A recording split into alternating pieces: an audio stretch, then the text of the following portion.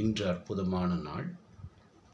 ஒரு தினம்தோறும் ஒரு மகான் பற்றி பேசணும் அப்படின்னு ஒரு ஆசை.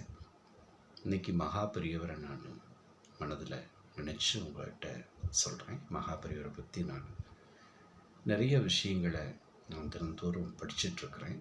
அது மூலம்தான் மகா பெரியவரை அணுகிறது ரொம்ப எளிமையான ஒரு விஷயம்.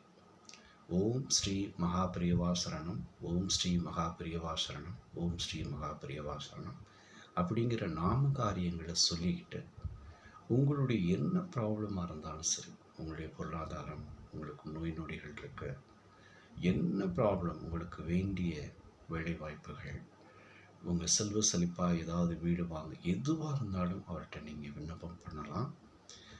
ஏன்னா அம்மனுடைய முழு அனுகிரகங்களை பெற்ற ஒரு அற்புதமான மகானவர். அவரை நினைச்ச மாத்திரத்தில் மகிழ்ச்சி உண்டாகும்.